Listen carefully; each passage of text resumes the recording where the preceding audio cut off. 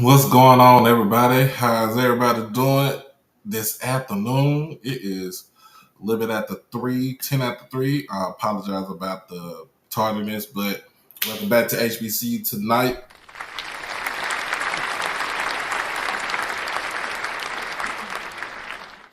Which has been powered by HBCU Overdrive. Make sure that you like the stream, comment, share. Most of all, subscribe to the channel. We're going to hit that notification bell. Once you subscribe to it, get everything from the channel. Everything. When I say everything, I mean everything. But let's see. I think somebody. What's going on? What's going on? So first and foremost, I'd like to say Happy Father's Day to all the fathers out there that's watching simulcast between YouTube and Twitter. And I know it's going to be a little low number, but you know it is what it is, and I know what today is is significant about. But let's go ahead and hit this commercial break. We'll be right back in just 1 minute. It's your boy Doc Holliday. We swing to the left, down I-20, and we dip. We going down there for SWAC Media Day, July 16th, 2024. Being hosted at the Sheraton Birmingham Hotel in downtown Birmingham. And we got all schools that's going to be represented in the house on that day. We talking about Jackson State, Valley, Alcorn, Pine Bluff, Prairie View, Texas Southern, Grambling, Southern, Bama State, A&M, Bethune-Cookman, and FAMU. But in order for your boy to get down there, in order for you to get that good content, you got to hit the Cash App, you got to hit the PayPal, you got to hit the Zelle. We also got to hit that Super Chat while we on the live stream. And so, make sure you get your donations in so we can get down there. And like I said, you're going to swing to the left. Hit I-20 and we dip. Yeah. All right.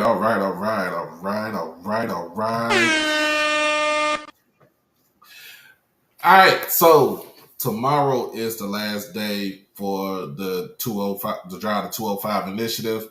Don't know if I'm going to be on tomorrow, but make sure if you can, let's try to get everything done.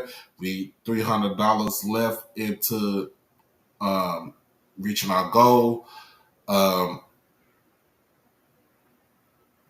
So you can always hit the PayPal, the Cash App, and the Zelle. And like I said, we almost to our goal. So tomorrow is the last day. You can donate if the show is not on. You could donate during the show, after the show, before it. Long as we try to get this, trying to get the rest of this money in for this initiative, so we can get down to Birmingham next month. In fact, we clearly have a month to go to for Media Day, and ain't no other way for us to get it done than to finish out the donation. And like I said, dollars mean everything to me, because if I bring the content, I bring that fire, I bring that sauce. That's how it is. But anyway, y'all. Anyway, man. Shout out to my Dallas Mavericks. Shout out to the Dallas Mavericks on Friday. Didn't even watch the damn game. Won 122-84 over Boston, which makes the series 3-1. A lot of people saying, well, they only doing that so they can win the series in Boston. But I have a feeling, a good feeling that we'll be back in Dallas for Game 6. I have a good feeling. I have a great feeling that we'll be back in Dallas for Game 6. And it's crazy what reading the stats and everything. Jason Tatum really hasn't been himself in in these finals. Um, but I think he was held to like 10 points. Jaylen Brown, who's done a remarkable job in this finals, who said, "Y'all can kiss my ass, hold my beer. I'm gonna let you know reason why I'm getting paid $300 million." He got shut. He pretty much got shut down on Friday. Also, Porzingis didn't play, so it's to me. I think in my honest opinion, y'all, my very honest opinion, I think that Boston has peaked. I think that Boston has peaked. They have topped off. Um, their road to the finals was very easy. I think that they have hit their ceiling, and now their ceiling's about to come crashing down. Uh,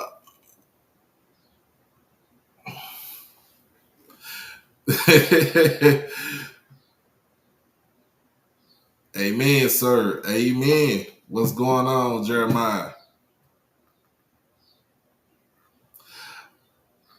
Come on, D. I'm I gotta get excited because we gotta get that energy. We gotta get that energy back into the team.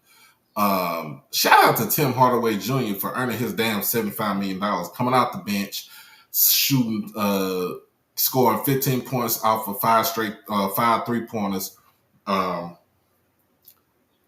hey, he did what he did. Of course, Luka, even though he playing hurt, he out there. He doing what he do, uh, scoring over 20 some points a game. Kyrie out there balling, scoring over 20 points in the game. Derek Lively the second. Shout out to that young king right there. Had a double on Friday night.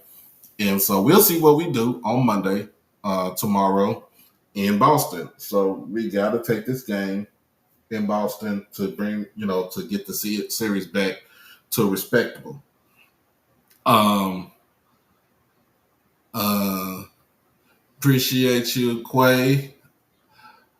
Sis, you was we seen the interview with Tiger Talk, and you did one hell of a job with Lee Corey C for Tiger Talk yesterday. Appreciate you with your pictures and your videos and stuff like that. Um, but I don't know what's going on. I don't know what's about to go on right here, but I know a lot of people about to be upset when I bring this list right here that's about to be on.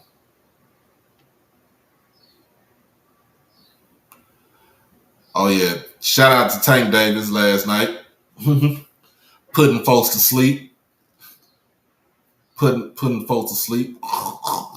you know, Knocking folks out in 8th round.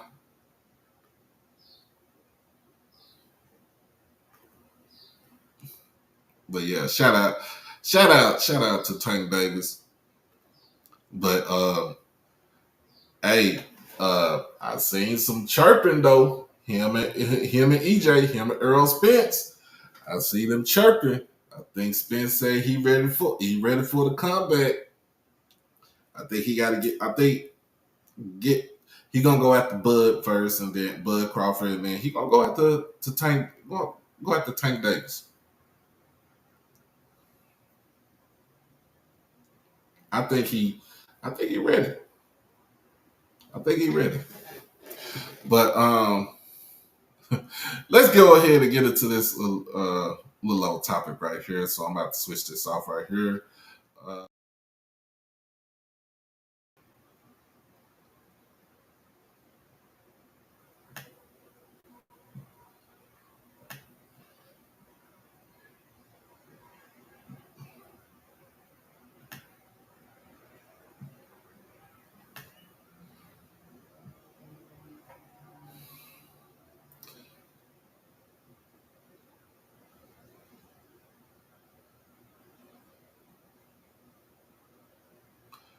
All right. So let's see how this look on my end right here. All right. let's talk about this. Yes, QB list. What's up, Darius? What's up, man? We got the QB list. Hey, I'm gonna talk about this because there's some things I want to say. There's some things I want to get off my chest. Uh, and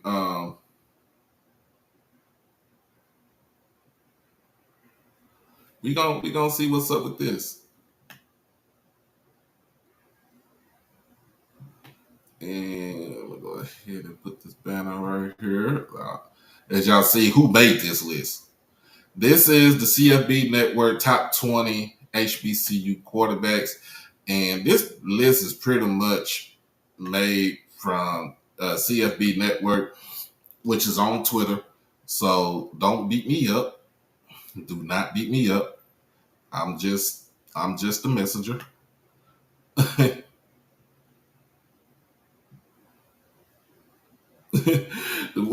Father's Day, man. I'm just a messenger. But I just like who made this list. I just want to see who made. I just want to know who made this list. So let me go ahead and get this little banner down right here. And I know people gonna look. We gonna talk about this. We got some things to talk about because some just don't feel right. Some just don't sit right in my soul. You get what I'm saying? So top 20 HBCU quarterbacks. So at number one is Isaiah Freeman. I'm gonna be. He's from Lincoln University of Pennsylvania. As a guy that actually try to cover CIAA. I actually watched the kid, and he's not a slouch. He's not a slouch. I love what I see from Isaiah Freeman, and he could have left Lincoln a long time ago, but he decided to stick it out. And shout out to my boy G, Gerald Huggins, draft HBCU, and he's also defensive line coach over at Lincoln University. Shout out to him, and he tell me all about this kid right here, what he see in practice and stuff like that. I think I like what I see from him. He could be on another level in like he could have came to like in the SWAC school or BS school, but he decided to keep his talents in the CIAA, and he is on his third season. Daniel Richardson for FAMU, he is the transfer QB from Florida Atlantic. If it's Florida Atlantic, Florida International, let me know which one it is. If it's FAU or FIU, because we're gonna get back to that. I saw his tape. Really, we'll say something about that. David Wright III. Now, David Wright III was the quarterback at Allen University. Of course, Coach Keaton left Allen to go to Clark Atlanta. So David Wright, the QB, followed the coach. So he is dynamic. He will throw you into games, but he will also throw you out of games. Now, I would say I would put him top 3, top 5, top 10. All right. At number 4, we got Miles Crawley from Grambling State. It's a very interesting spot for him. I would say, as far as what he's done on the field, I think that he's getting much better. Okay, FAU. All right. I think he's getting much better as being the full-time starter than where he was at Alabama State. He was pretty much a part-time starter. He was a part-timer. But him taking the full reins of Grambling and then coming back for his last season as the QB at Grambling, we shall see some improvements, but we won't see a lot of it during the first year of Mickey Joseph. By the time Grambling comes back on track, Miles, he'll be gone by then. Andrew Body at number 5, Alabama State. This is where I have an issue with. We'll get back to that. Number 6 is Eric Phoenix, South Carolina State. Look, we know what he did. We knew what he did at Benedict when he was at Benedict under Chennisberry. He threw for over 2,000 yards. I think he had about 20 touchdowns. Um, um, kept his interceptions low. Also ran the ball. More like of a dual threat. But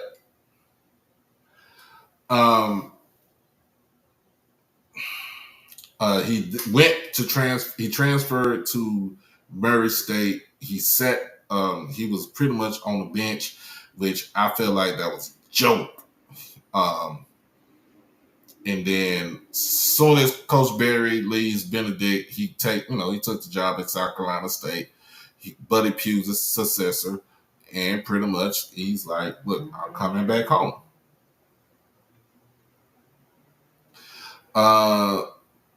Number 7, Kelvin Durham from Fort Valley. Love this kid. Love his throwing motion. Love his style, dual threat. But he's more of a thrower than as a runner.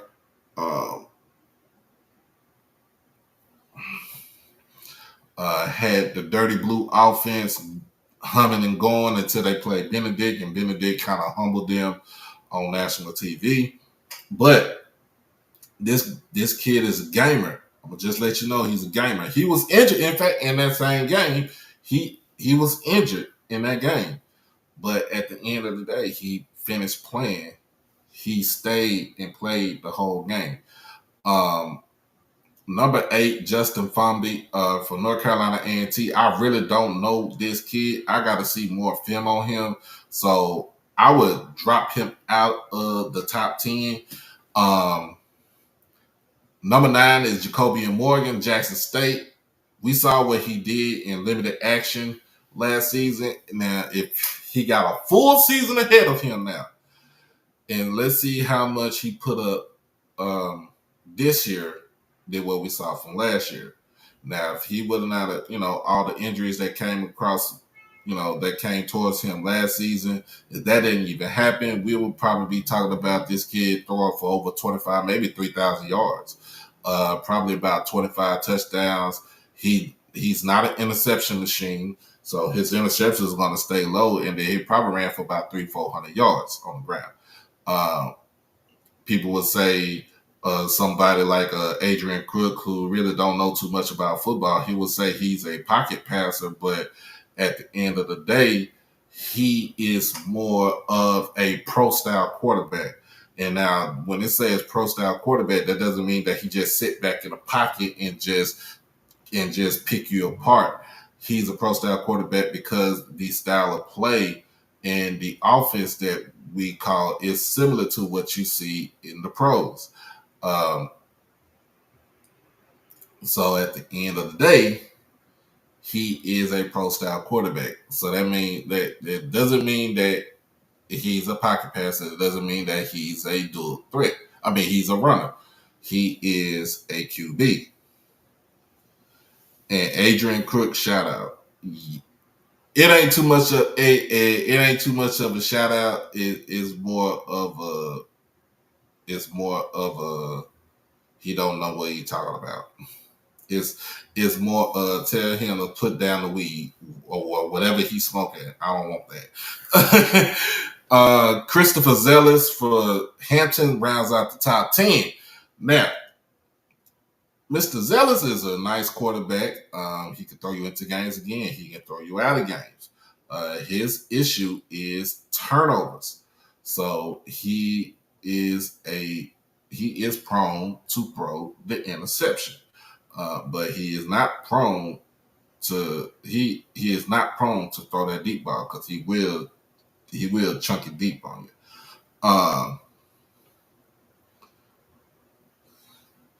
Number 11 is Dalen Lee from Winston-Salem State. I got to watch a little bit more film on him. We got number 12, Walker Harris from North Carolina Central.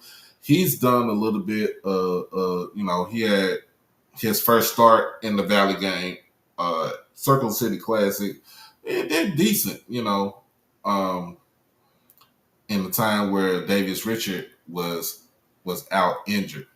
Um, he did come into the game within the UCLA game, and like I said, he also played in the Aggie Eagle Classic.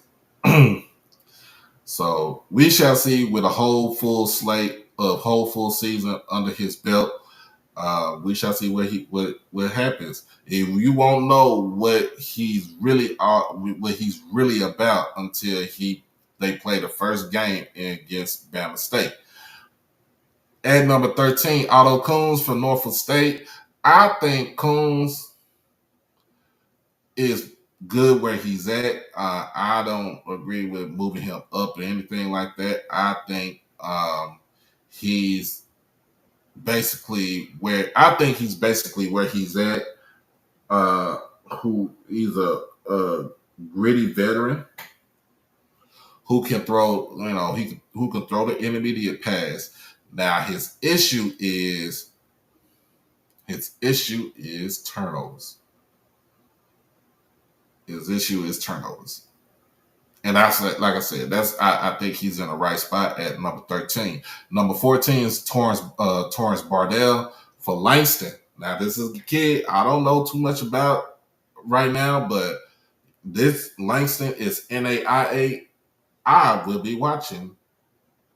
I'm gonna be watching this kid right here. I want to see what he's all about. Number 15. Now, Bardell, I will move him down because there's some players I will move up. Number 15, Marquis Adams from Delaware State. Again, I watched some of the games with Delaware State. Very mobile kid. He has a live arm, but again, turnovers is a killer. Number 16, Isaiah Knowles for Albany State. I think he's coming in and he's taking over for somebody. I forgot who's the quarterback last year.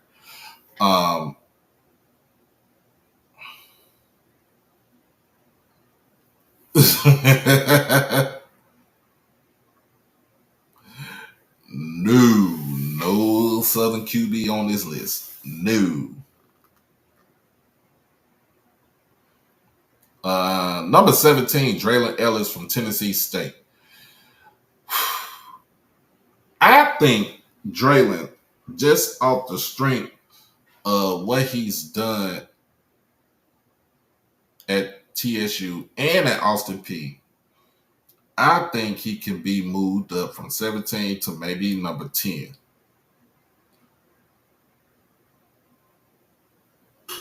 That's what I think. My thing about with DJ is he has to stay healthy. From what I've heard, he's bigger. He got a little bit of, I think he got a little bit of muscle on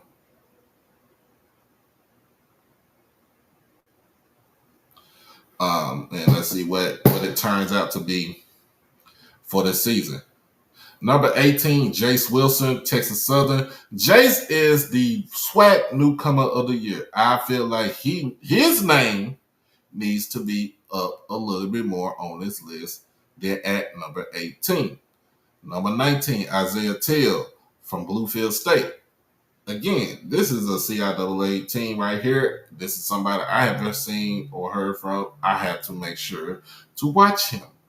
And at number 20, Xavier Vaughn for Alcorn State. First of all, why do you have Xavier Vaughn on this list? And we all thinking that Tyler Macon is going to be the quarterback, that starting quarterback. Is Alcorn telling us something that we don't know? Tell y'all family, is Alcorn telling us something that we don't know about Tyler Macon?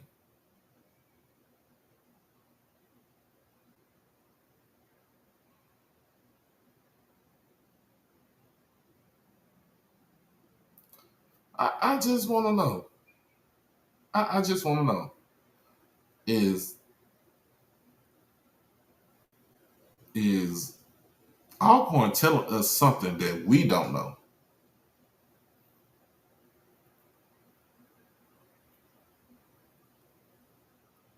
So I'm like this. Xavier Vaughn don't even need to be on this list. I don't know. I think he's a FBS transfer.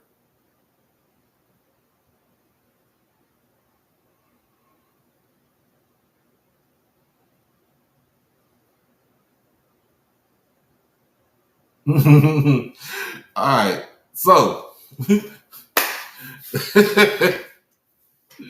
let's get back. You said let's get back to the Andrew Body popularity contest. All right, Dukes. All right, Dukes. Let's get back to the popularity contest. All right. Now, with with with Drew, the issue is the issue with this is the fact that he only played one game last season, and everybody at Bama State is basing their season off of the quarterback, where there's a lot of variables in this whole situation. Uh, Now, Chris, I'm gonna be honest with you. I'm gonna be real with you on this one. Most of this, part of this is on him, but the rest of it was on Coach McKinney. Coach McKinney didn't give a damn about Andrew Body. He didn't give two craps about that program.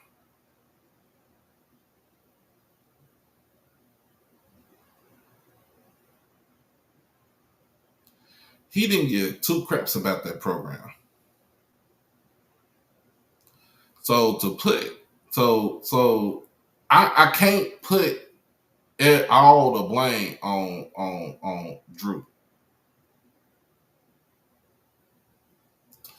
I can't put that all the blame on Drew because at the end of the day, at the end of the day,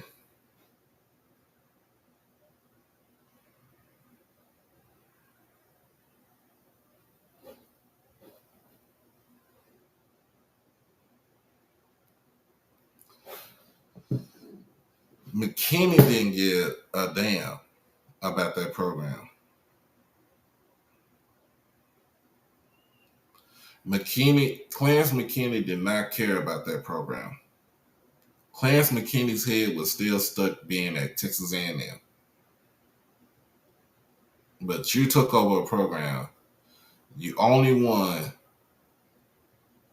You didn't even win more than 20 games in your career as the head man at Texas Southern.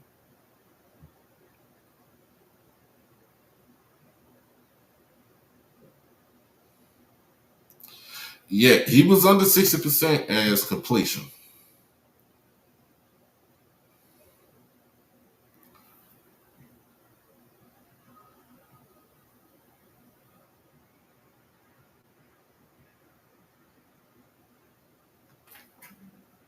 My thing about this is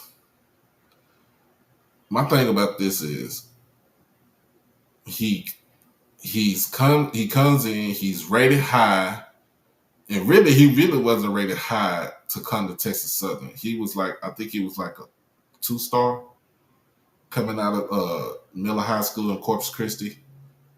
Um, the guy that they had ahead of him, Jalen Brown, um, could not run the ball.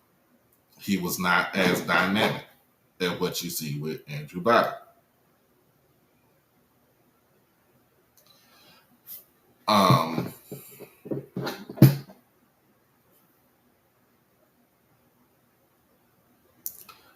um,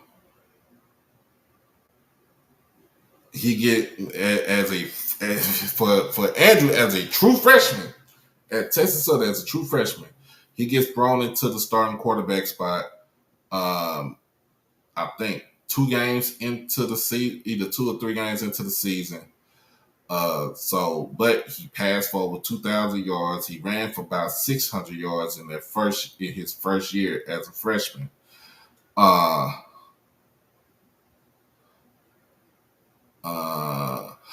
Now it got some black people there. It's black people there. It's mostly Asian people that stay at Corpus Christi. They got that on lock. But at the same time, you know, he had a lot of hype after that. Of course, we already know where the hype came from. But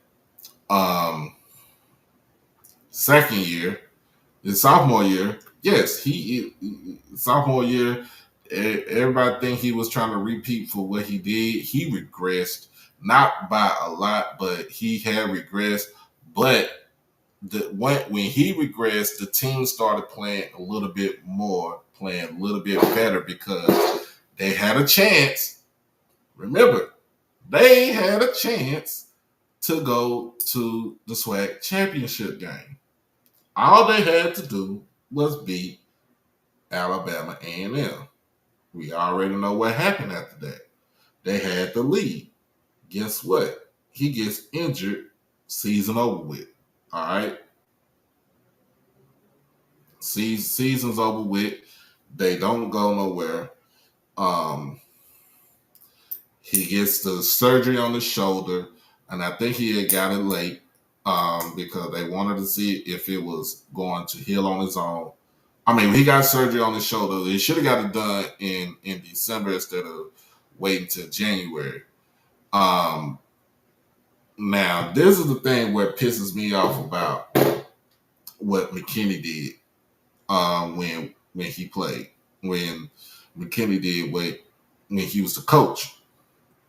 Now, you know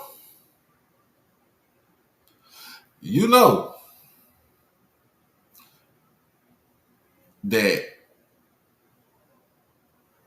as a coach, you know that your quarterback, your starting quarterback, who you hitching your wagons on for this season, he is not ready to play.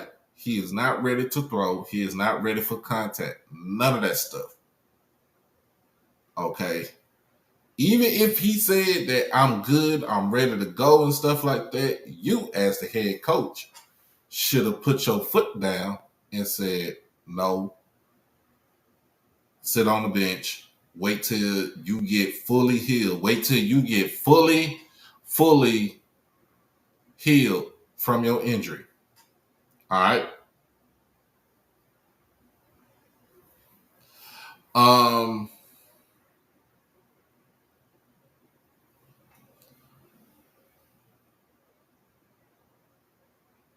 And that's what you have done for me lately. But the game against Prairie View, first game of the season. Now, they had a chance to win this game. They would have broken 9-game losing streak to Prairie View, 8-game losing streak to Prairie View if they would have won this game. Now, he goes off. He had 286 yards throwing, 3 touchdowns. He had a little bit of almost over 100 yards on the ground in that game. So he was doing his thing. It's the interceptions late in the game. And I call the fact that McKinney just did not care. You doing an injustice to your team, to this QB, by playing him in this game where he clearly should not have been playing. He was not medically cleared to play in this game.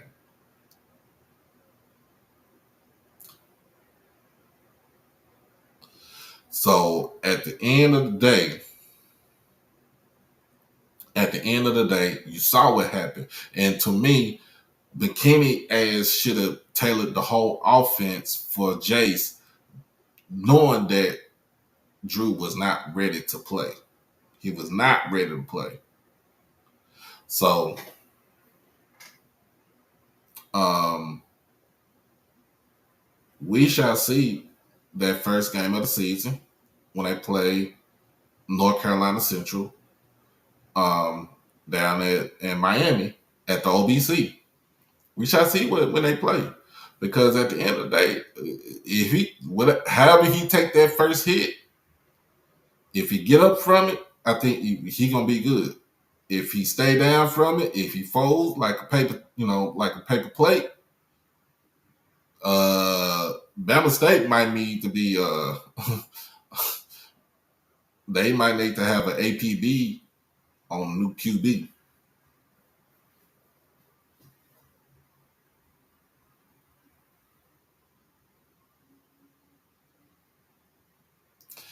But at the end of the day, you didn't play last season. You only played one game last season. You shouldn't even been top 5 on this list. And I think most of like you said, most of this is the Alabama State hype train. We don't, what have they done lately? At the end of the day, to me, at the end of the day, what have you done for me lately? You haven't really done too much of anything right now. So I'm going to have to put you off the list, off of 5. So now I will put Eric Phoenix at 5, but it's what have you done for me lately? Also, I think Eric Phoenix is in his right spot. He didn't play last year at Murray State because he was on the bench. But what he done at Benedict, can he translate that same thing over to South Carolina State? We shall see. First game of the season. Mr. Haynes said, make this list Stevie Wonder.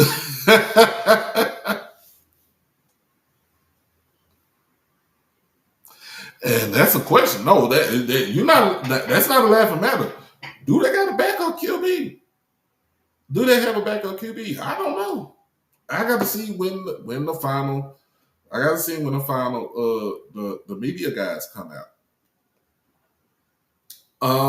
Jace Wilson and Draylon Ellis being that low, I will move them up to. I will move them up. I will move Jace up to number. I'll move Jace to 11. I will move Draylon to 10. I will take Chris and put him at 12. I will move Walker down to 14. And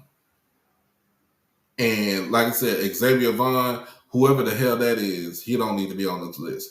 Now, for the big elephant in the room, the big fat elephant in the room, and that bitch humming. Why the fuck did they put Daniel Richardson at number 2? And he ain't going, and I feel he's not going to be the starting quarterback. Whoever made this list, whoever from CFB Network, if you made this list right here, what makes you think Daniel Richardson is the second best quarterback at all of HBCU football?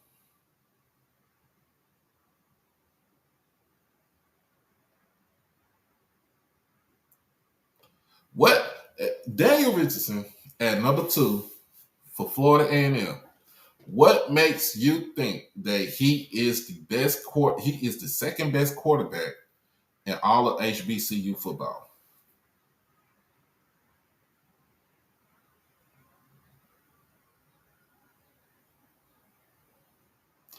I'm just asking a question, y'all. Because if it's FBS bias, Mr. Allen, Mr. Fred, Uncle Fred, no. I seen the tape. I seen it. He is not that good. He is not that good. To me. He is not that good. And if you're going to put him on, if you're going to let him start, if he going to start in the first game against Norfolk State, I give Big Worm them the victory by 3.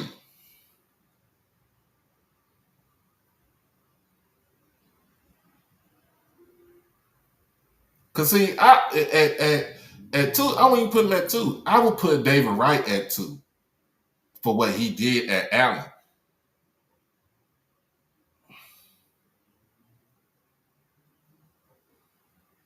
What he did for David Wright to be number 3, I would put him at 2 for what he did at Allen University.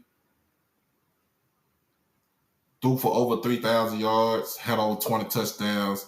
He had a lot of interceptions, but at the same time, he playing in the SIAC. I will move him up to number 2. I will put Crawley at 3. I will bring at number 4. I will move Eric Phoenix to number 4. At 5, I will put Kelvin Durham at 5. 6, it would be Jacobian Morgan at 6. 7, I would actually put Body at 7. At number 8, I would put at number 8, I'll put Draylon at number 8. At number 9, I'll put Jace Wilson at 9. And at 10, slide over Otto Coons at 10. Move Chris Jellis over to like 12 because I like what I see. And yeah, he hasn't shown anything at the D1 level, but at the same time, we knew what we know. And if you watched him when he's at Benedict, we know what he can do. Well, at the end of the day, it's what can we do? There's really nothing that we can do about that because it's not a lot of us, you know. It's not a lot of us, and a lot of those D2 quarterbacks can actually throw the ball. They can actually throw the ball. I can't really sit here and say we can't do that, but they can actually throw the ball. The one person on here from the NAI, Mr. Bardell from Langston, I'll move him down just because I have to see what he can do.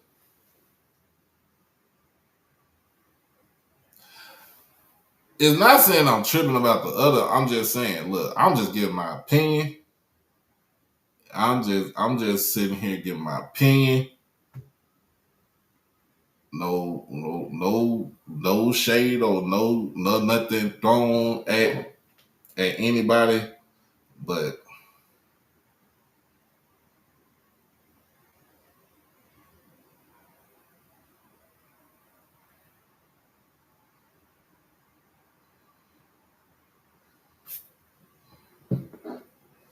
it's just an opinion. I'm not look. I know what Drew can do. I ain't trashing him, but what I'm saying is we see what he did. He only played one game last year. And if this is off a list for what they saw from last season, this list is way off. This list is way off. But it ain't my list. It ain't my list. But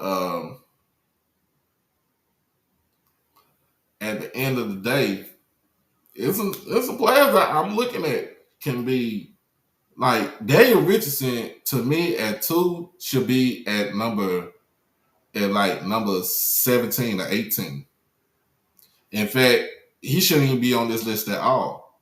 The person who needs to be on this list from FAMU is Junior Meritovich.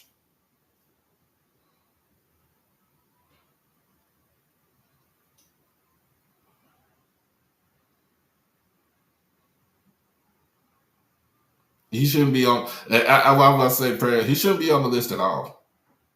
Mariota should be on this list. It ain't gonna be at number 2, but he should be on this list.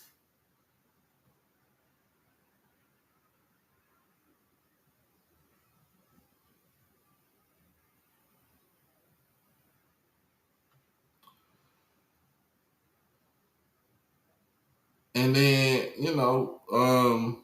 Fomby from A&T. I don't know him. I ain't never seen him play. I don't know what he is. From what I'm hearing, he might not even be the starter.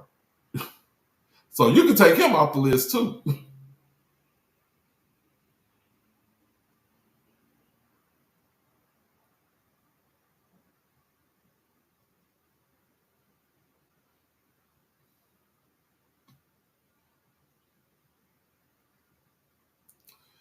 I'm just saying. This list is this list is laughable. And then at number 20 is Xavier Vaughn from Alcorn State. Oh my God. Don't they know that Mako gonna be the quarterback?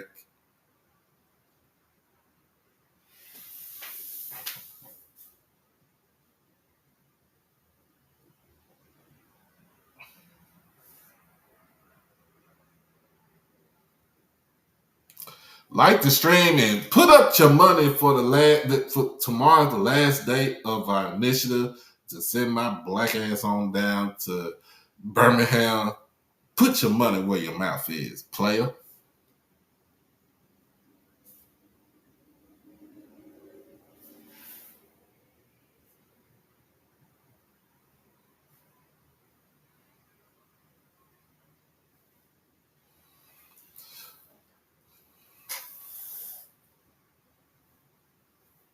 Yeah, I'm just looking at this list.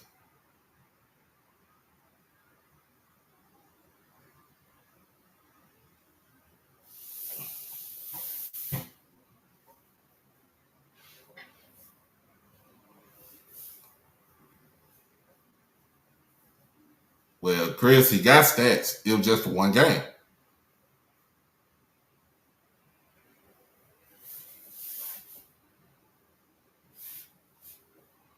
He got stats from last season just for one game.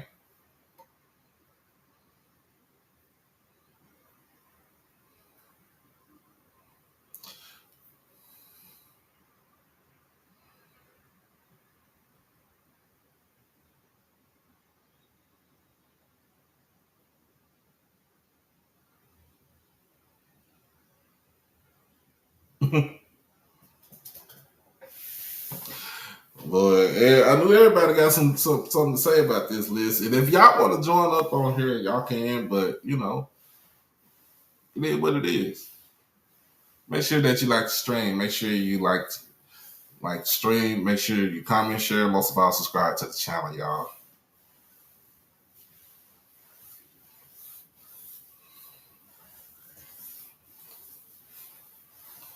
So, since everybody started talking about tiers, right?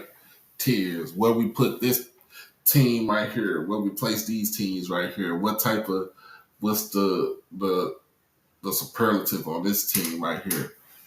So I guess either tomorrow or on Tuesday, I think I'm off Tuesday, I'm gonna come up with my own tiers. And it's not just for the SWAC, it's gonna be for all the HBCU football. Division One, of course. It's gonna be all for all HBCU football. Division One HBCU football. I'll do a Division Two a little bit later. Just trying to come up with some stuff to fill in for folks to talk about.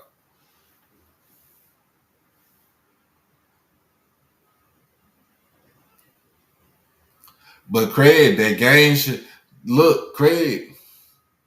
I'm gonna be honest with you. That game should have never went into overtime in the first place. You knew what McKinney was doing. McKinney is trash.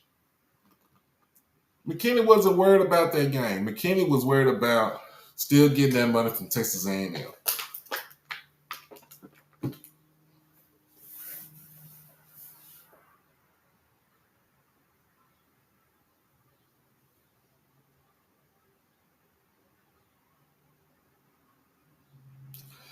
I don't know if you want to run the career stats for the top 10 because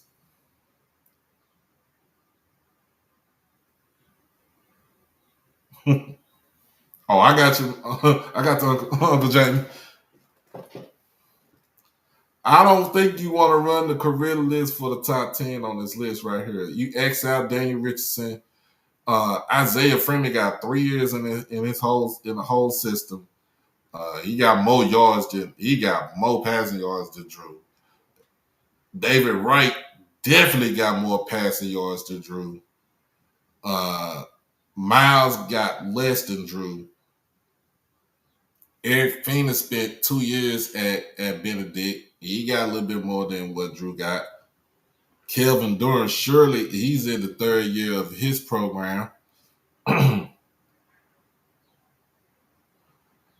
Yeah, Draylon DJ got a lot of stats.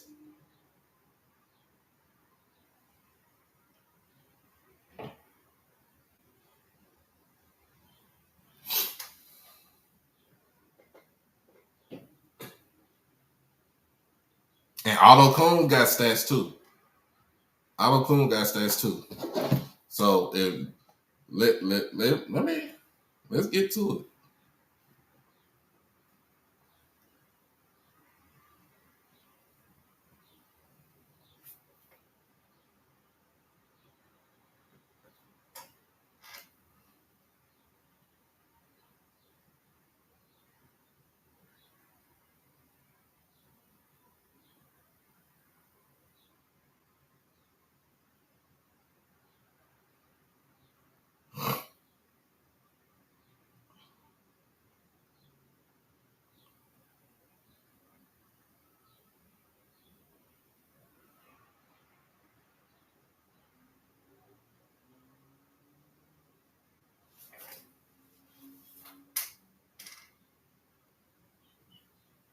Let me see something. I'm looking at.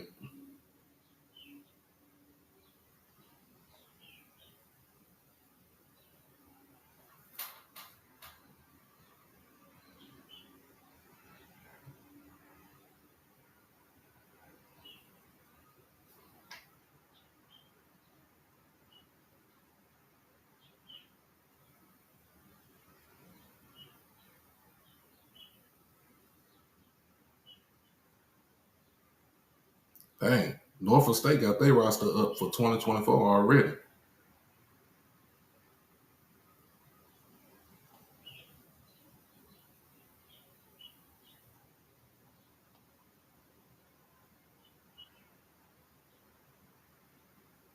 Okay, so his Otto Kuhn career stats, right now at Norfolk is he got 2,600 passing yards, 460 rushing yards, 8 TDs on the ground, 23 in the air.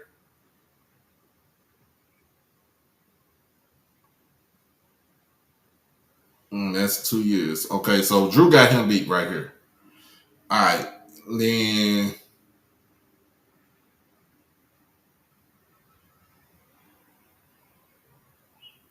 David Wright the third.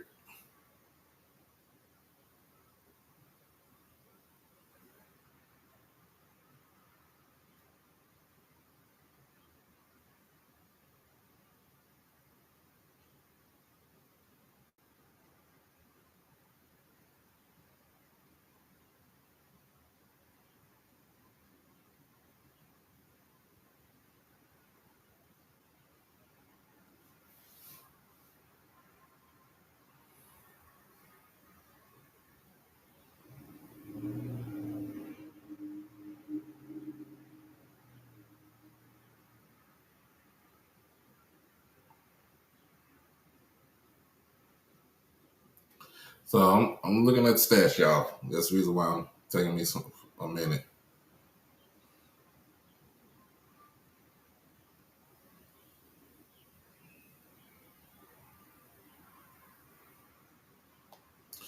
So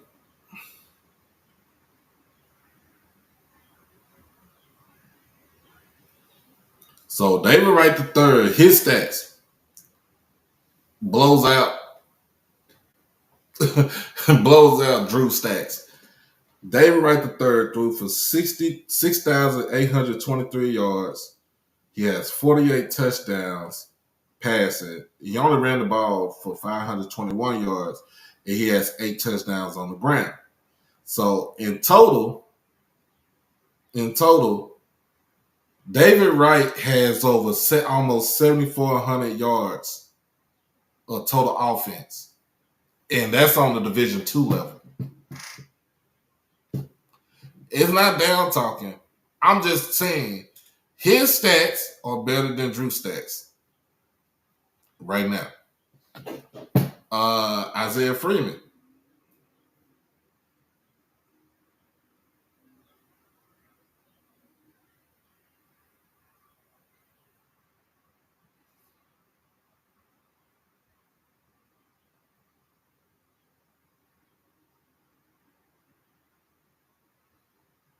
How many years on Wright? David Wright played. He's in his 4th year he's at Clark Atlanta.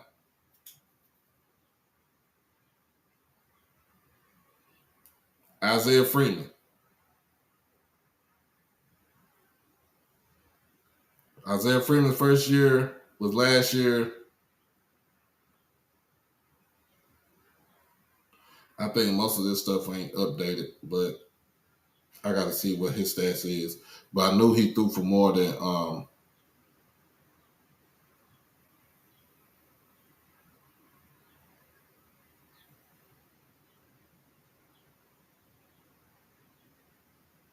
yeah, he threw for 2,319 yards, 25 touchdowns, 6 on the ground, had almost 500 yards on the ground, 9 interceptions, 25 touchdowns, 9 interceptions in the air, 6 on the ground, 500 yards on the ground. Yeah, though 2,800 yards of total offense. That's from last year. At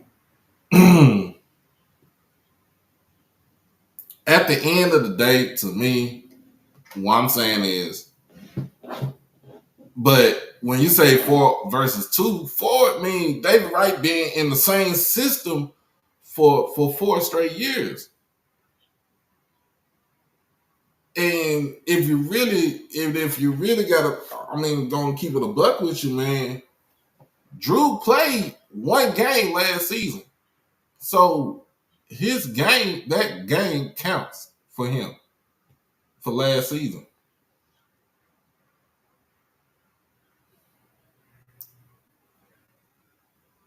So like Freeman being up there is at number 1 is solid. David Wright being at 3, he should move to 2 because he had a hell of a season last year. That's what needs to happen. Move David Wright to number 2. You move Crowley to 3. You Phoenix. Like we talked about this. DJ Ellis shouldn't be at number 17. Jace Wilson should be at number 18.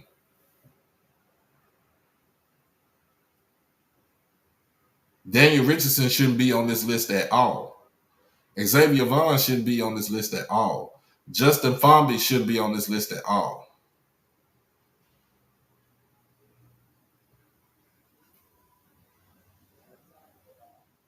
Otto Combs need to be up.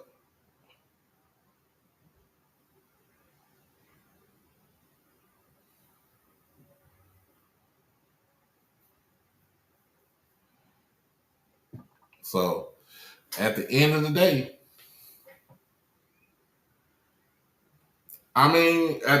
he was in plenty of systems. He was at Bama State for 2 years, for 2-3 years.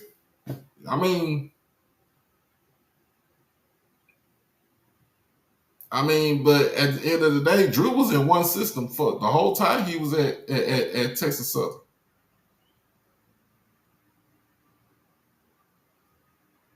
And that's indicative on that. To me, that's indicative on the coach.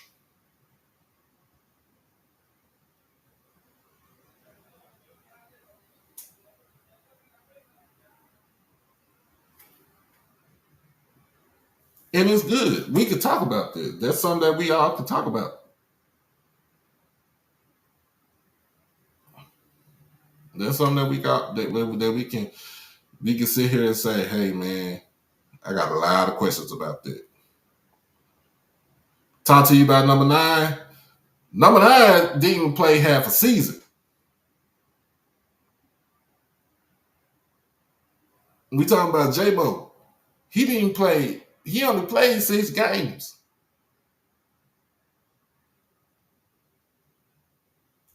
Jacobian played 6 games.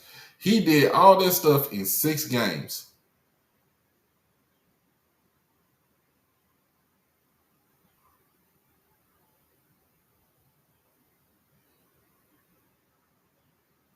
And if it wasn't for our offensive coordinator being so damn old and couldn't see shit on the field, and the fact that he was hurt at the beginning of the season because he was truly the starter at the beginning of the season.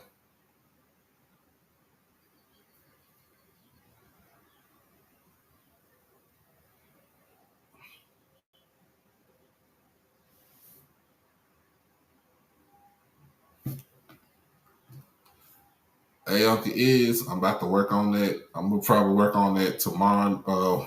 Tomorrow night when I get off of work. I think that would be my next. That would be my next show right there.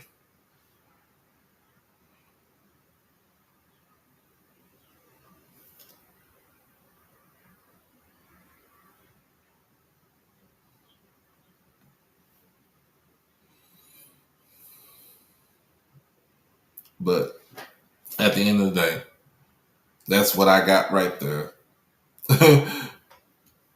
Everybody want to put out a list, they can put out a list, but that's what folks gonna rock with.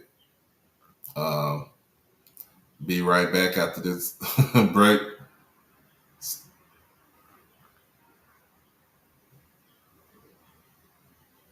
All right, stay tuned.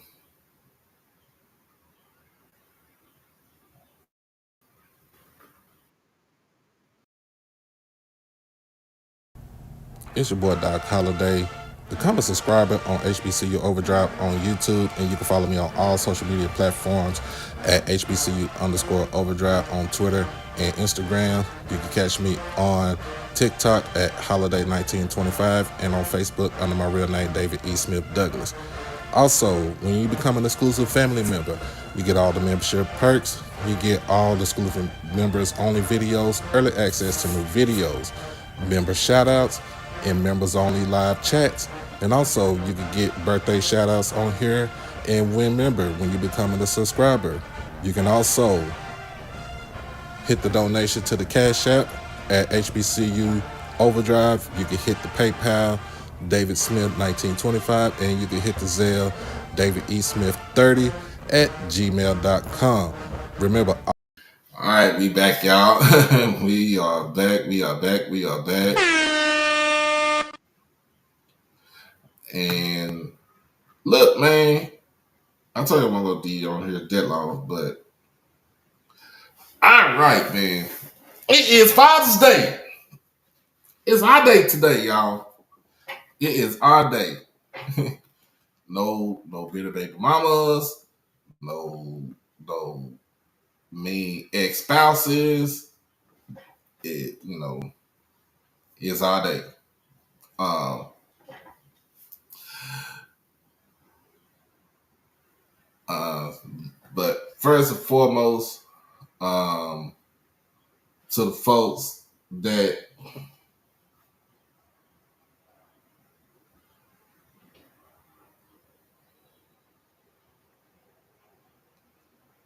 Uncle is appreciate you, sir. Thank you for the donation. Appreciate you, sir. You're a good one. You're a great one. Happy Father's Day to you. Um, First and foremost, I want to give a heavily shout out to my father, the late David Earl Douglas. Yes, and if you see it on my Twitter page, yes, I am named after my father. Uh, nicknamed Dusty because he had dusty red, like brownish red hair, something like what you see with my hair right here. Um, and he lived up under the hood of a car because that's what he did. He was a mechanic. Um, um,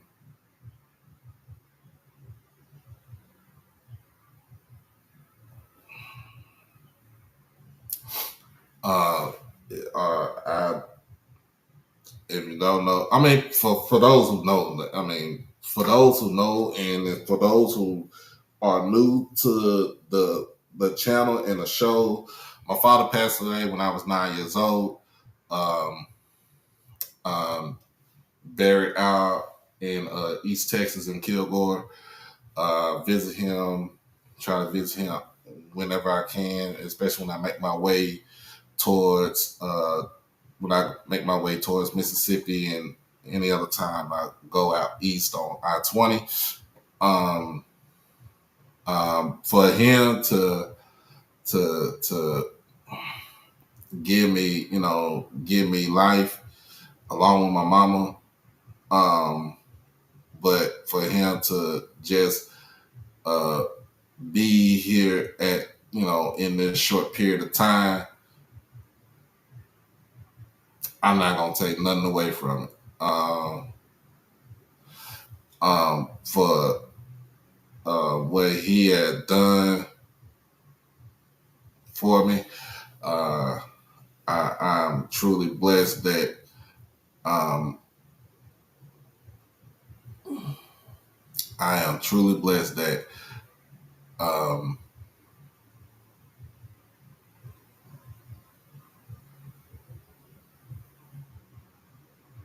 he was able to be my father. It sucks sometimes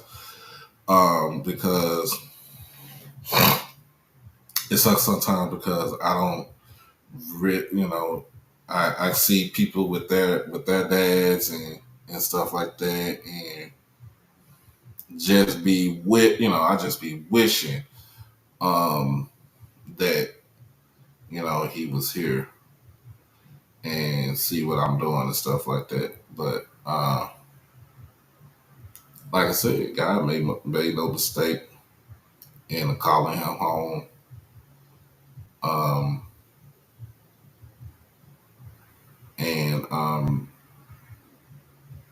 just made me be a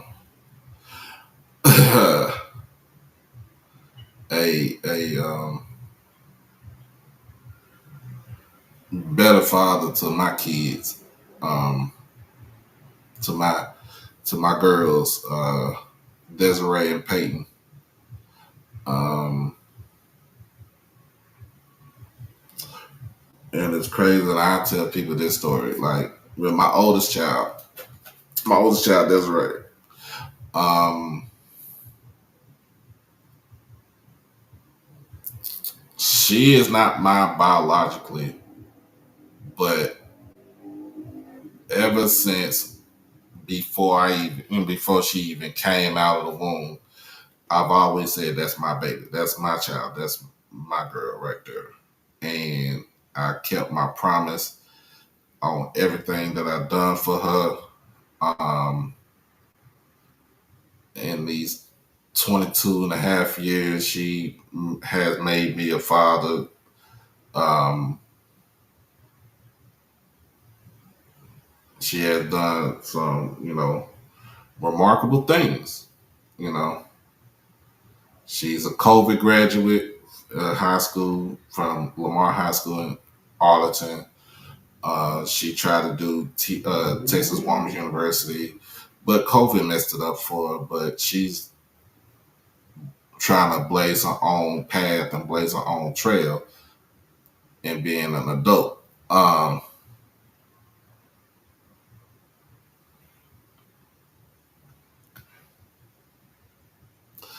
So I only have one biological daughter, and that's Peyton. But I still say they my girl. I still say Desiree my daughter. It don't matter what it is.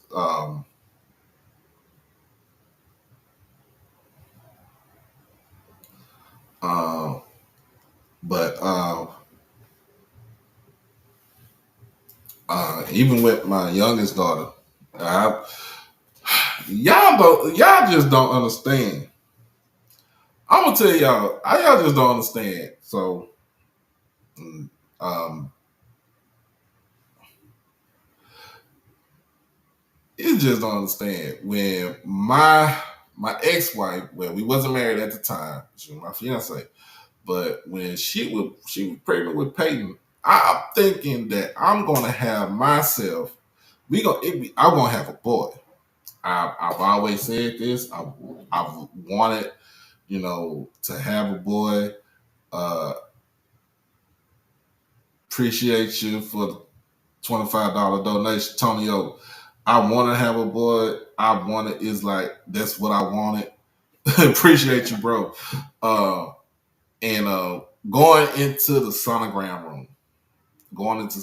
room, we this I think this was month 5, so that's when we try to figure out what the gender of the baby is. Um, and so I'm on the phone with my mama, and she's on the table. She's got all the things. Doohickeys, what's going on, Randy? What's happening? She got all the little doohickeys on her and everything, and they do how they do with sonogram and stuff like that. I was at every look. I ain't gonna lie to you. I was at every dang on appointment, whatever it had to be. And my black ass took off for I got my little 3-week vacation when she went into labor and stuff like that. And yeah, I did that. But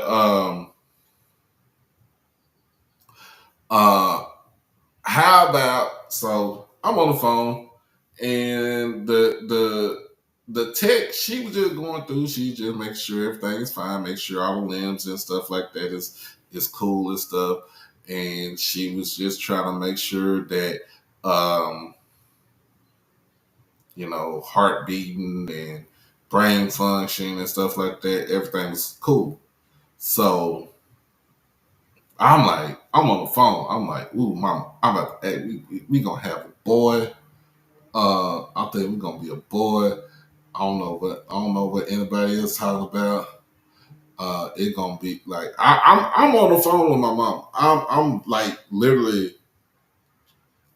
literally uh Facebook Messenger. So I'm literally on video chat with my mom on the phone. And when the text said, she said that congratulations, y'all gonna be parents of a proud baby girl. My head dropped.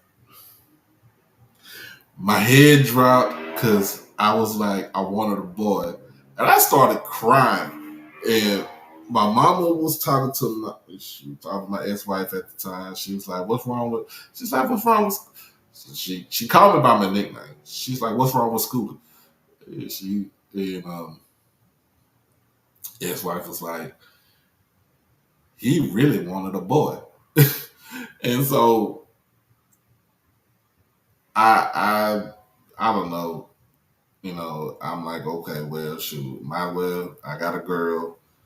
Um, Girls run pretty much all the cousins and stuff. Girls dominate. Only got 2 nephews, but girls dominate throughout. For the cousins and stuff like that. And um, that's when I came up with the name Peyton. I was like, look, Peyton is a good name for her. It's unisex. Can't nobody question if she white, black, indifferent. And then the second part is the fact that Peyton Manning was my favorite quarterback when he was at Tennessee. So I kept it strictly to my sports when it came to naming her. Um, and yeah, I got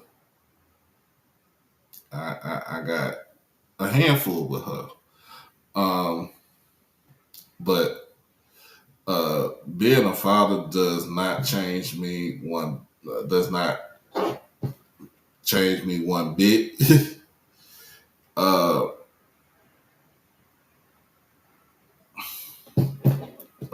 it only makes it better because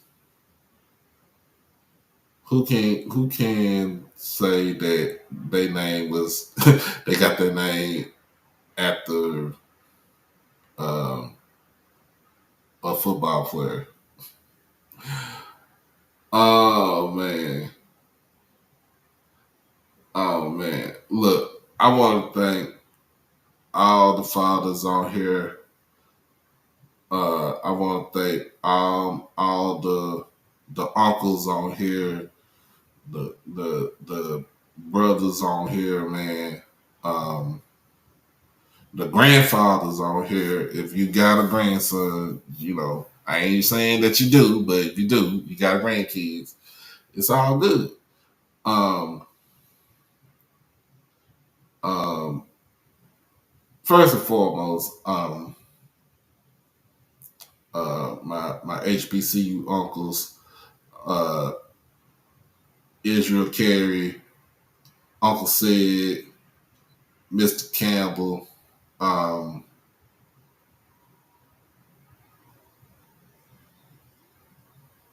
I appreciate y'all for being there when you know little stupid stuff went off and making sure that I keep a level head and stuff like that because I could have fell off. I could have jumped off the rails at any moment of time. But I appreciate y'all for being there. To my HBCU brothers, Antonio, uh, uh, who else am I forgetting, man? Uh, that's on here. Chris Dukes, Ed, even Craig, uh, Derek, man, everybody, all y'all, man, all y'all, my brothers, man. I appreciate y'all for uh, being there and everything. And uh, again, um, to the man that I'm named after,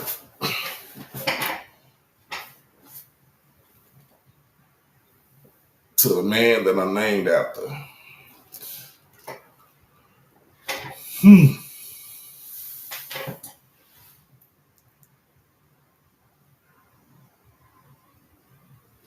Man, I love you. I miss you. Uh,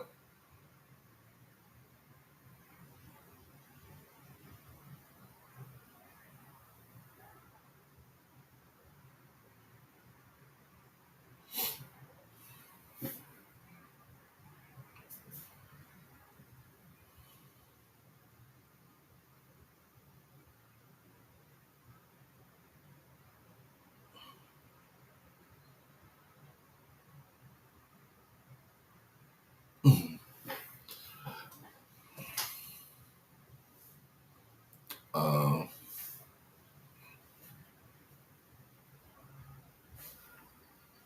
been through a lot, but it's all good though.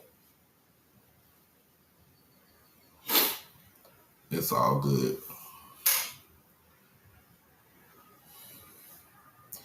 And for those who got their father,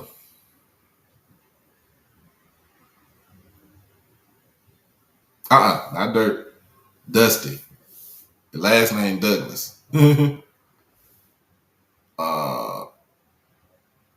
for those who got their fathers, man, uh, make sure you check up on them. Make sure, damn, Nance. Uh, Make sure you check up on them. Make sure that they good, they Gucci. Uh, uh, just check up on them. Make sure they good. Stay out there, chit chat with them. Shoot the shit. You know, something that my stepdaddy used to tell me. uh, I want to send heavily happy Father's Day to my stepdad, Calvin Smith. Uh, uh,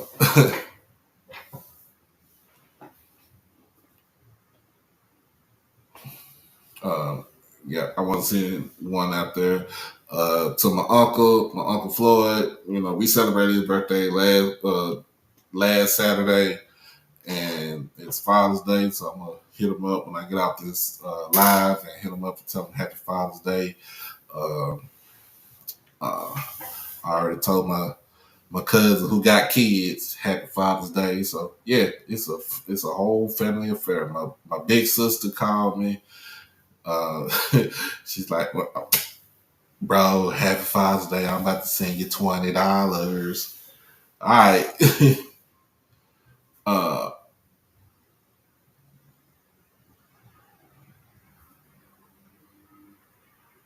but yeah, man, look, appreciate everybody. I appreciate everybody for being here.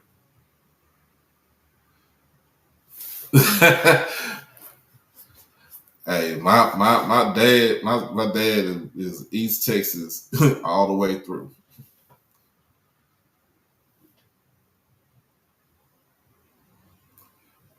My dad, East Texas, all the way through.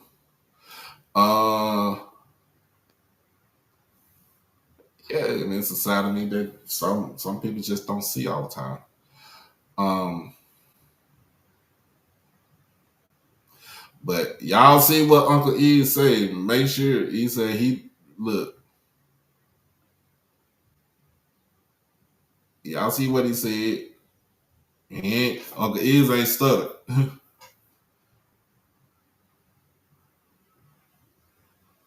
so so we just trying to get this last little bit. We just like $200. We just $200 short of our goal. Hey, let's get this. Let's get the rest of this in. Let's try to get it in today. If anybody, if uh, we got 73 people between YouTube and Twitter. Everybody that's watching on Twitter, man, you can send $10 through the Cash App.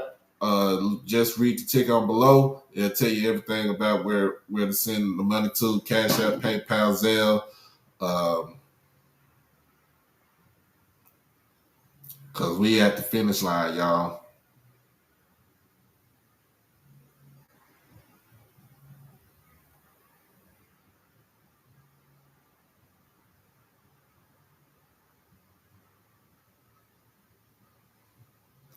Just wanted to tell y'all that we at the finish line. So uh last day is tomorrow to donate to the initiative. And if you still want to continue to donate, I have no issues, no qualms, no anything about that. Uh, the more the merrier. Just don't want to break a lot of people's pockets. We got on on Tuesday, this has been sent to me by Mr. Israel Carey. Top 5 SWAC quarterbacks and top 10 HBCU quarterbacks overall. And it between the SWAC and the BYAC? Just SWAC and BYAC? Let me know.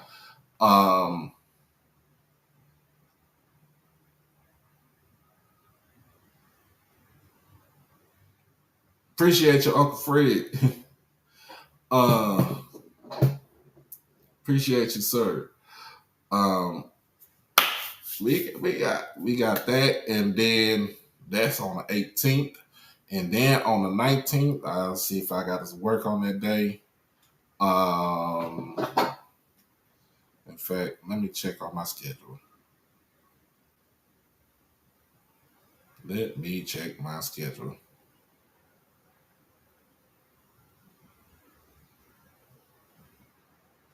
Yeah, I'm ready for football because I'm tired of talking about other other stuff.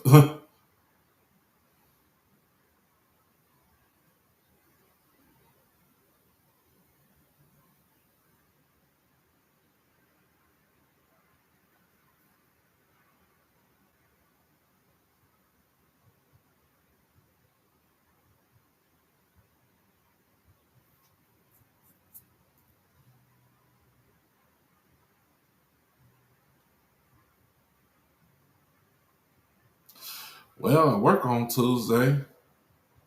I work on Tuesday. Um, but I'll do a show. I'll do a show Tuesday.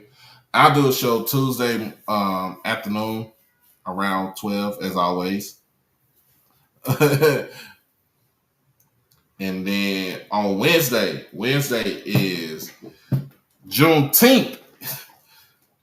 Yeah, I read they. I don't know why they did that to me right there because you know what I'm about to do. Juneteenth, I got a slab of ribs in this freezer. I'm gonna take them out and I'm gonna smoke them things.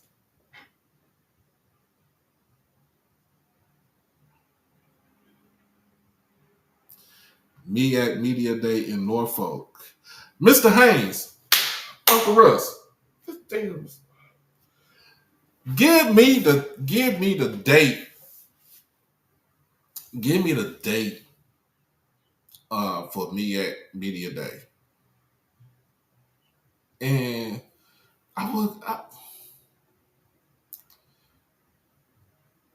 I never it's crazy.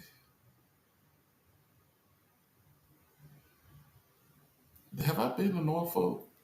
I've never been to Norfolk. I've never been to Norfolk. I never been to the to the bay, to the Chesapeake Bay, or whatever the Tidewater area. Hmm. Hmm.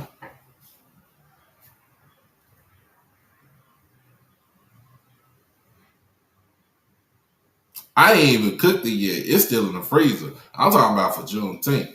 It's a little old grill downstairs where I'm at. I burn off all the good stuff out, all the crap that was on there, and smoke that thing. You better not play with me.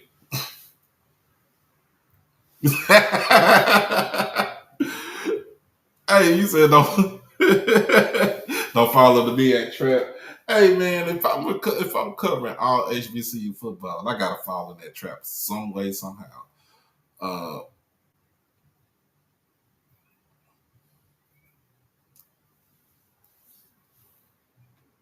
I gotta follow that trap some way somehow.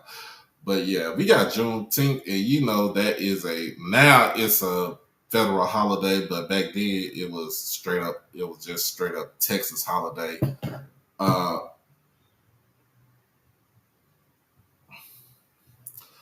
um, so for those that for those that don't know, man, I'm gonna give y'all the history of Juneteenth. I think that would be a good show right there on Wednesday. Juneteenth, the history of Juneteenth, and talk about the lady who orchestrated the whole movement of having Juneteenth being a day for remembrance, and not just for Black people, but for everybody. Uh, and if y'all don't know, that's Miss Opal Lee from Fort Worth, Texas. um, yeah. So we're gonna get into the history of that too. We're gonna talk about and we're gonna get into the HBCU tiers on the D1 level, and then I'm gonna do a D2 later on. Because I think Timona is doing the SWAC East on Tuesday. I mean the SWAC West on Tuesday. Um, I'm just gonna jump on because you know what though, and I'll be honest with y'all, being on the show, it kills time. when I'm actually trying to do something. It kills time. So,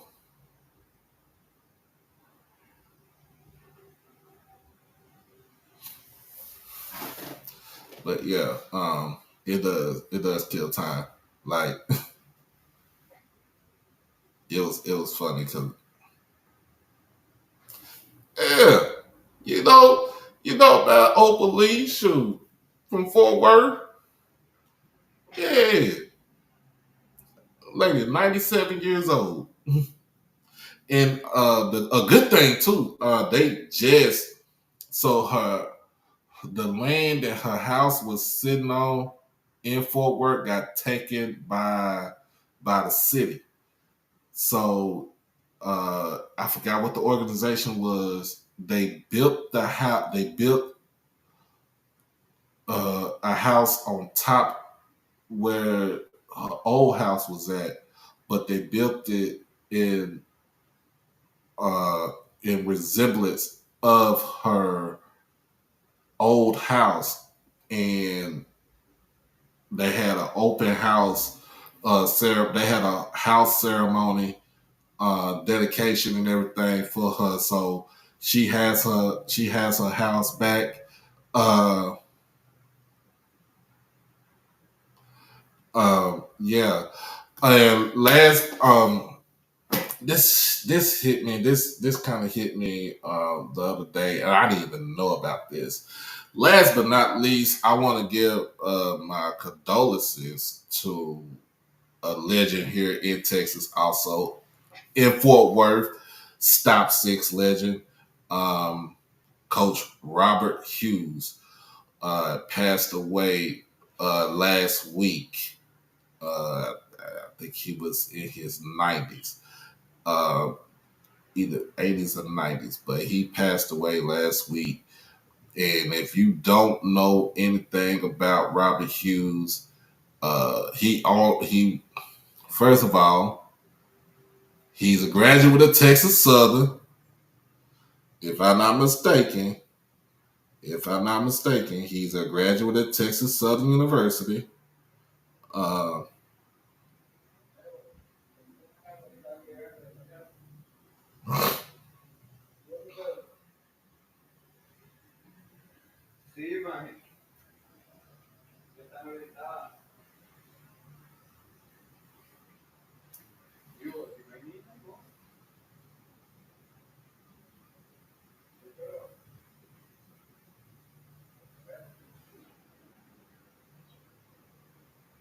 yep, Coach Hughes was a graduate of Texas Southern University.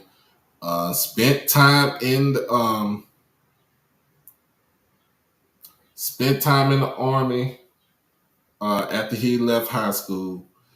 Um, my man was 6'6" and played basketball with a unit on the base. Um, when he left the Army, he got a basketball scholarship at Texas Southern University. Played under Edward Adams. Uh, he was an All American at TSU. Then he was barnstorming for the Harlem Magicians. That was in 1954. My grandmother graduated high school from Lincoln High School in 1954. um,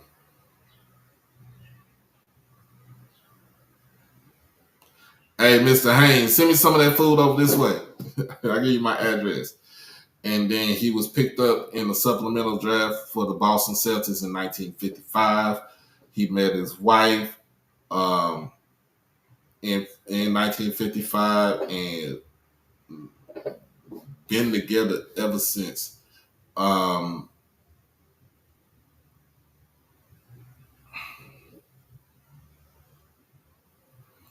so in his coaching career, he only coached at two schools. He coached at I.M. Terrell, which was all black high school for Fort Worth, and then he also coached at Dunbar. Dunbar High School on the southwest side of Fort Worth, Texas, aka Stop Six. Um,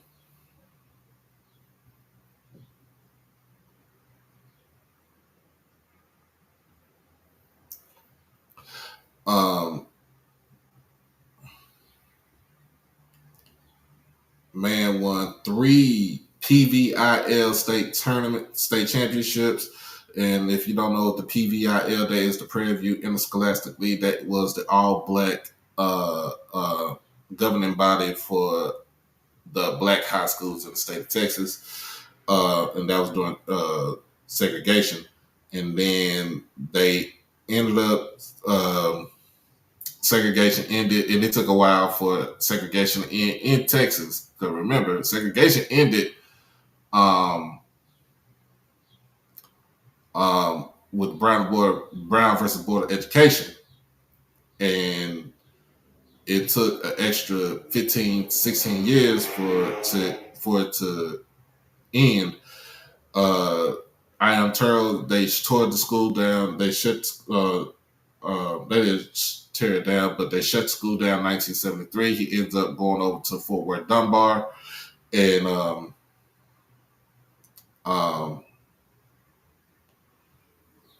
the man won 2 more state championships.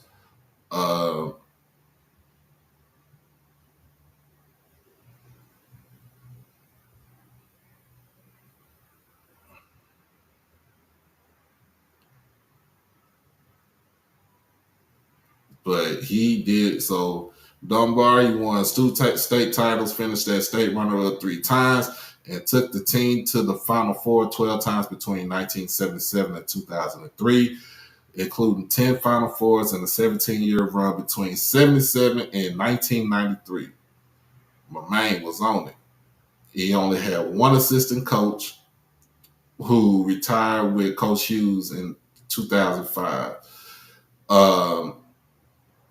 Between I Am Terrell and Dunbar combined, Hughes won 5 state basketball titles and retired in 2005 as the then all-time winningest high school basketball coach, passing Morgan Wooten in 2003.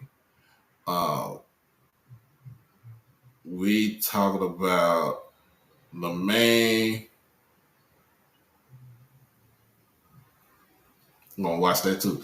We talk about the main. Is a Stop Six legend.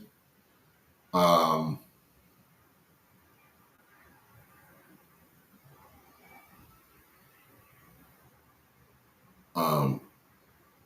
me see. All-time winningest. He has over. I should know this stuff too because he used to kick the crap out of mostly everybody in Dallas. Man had 1,333 victories to 247 losses.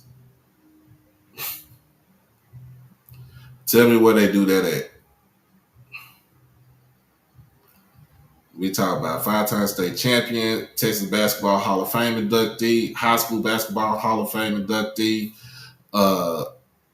Texas Black Sports Hall of Fame, and the Naismith Basketball Hall of Fame. He did get that too. So rest in peace to Coach Hughes. What they need to do is they said they named the court at Wilkinson Greens Activity Center after him. They just need to name the whole building after him for what he has done on that side of town. And name the street after him in front of Dunbar for what he has done for that side of town. But anyway, y'all, I'm about to roll up out of here because the boy is hungry and just trying to see what's up. But anyway, y'all, again, last day for the initiative is tomorrow. You can always still send it during the show for tomorrow or after the show or before it, anytime. And then afterwards, if you feel like giving, if you still feel like giving to just to make sure that we have enough, nothing's gonna stop me from doing it. I tell y'all to do that. But other than that, man, this has been HBCU Tonight. I'm your boy, Doc Holliday. This has been powered by HBCU Overdrive. Make sure that you like the stream, comment, share, and most of all, subscribe to the channel. You can always watch the replay on both YouTube and on Twitter, since we simulcast on both. Other than that, y'all be blessed. Y'all stay safe, stay dangerous, but hug your loved ones. And again, happy Father's Day to all the fathers out there. Coming for your boy Doc. We love you. Out of here. Peace.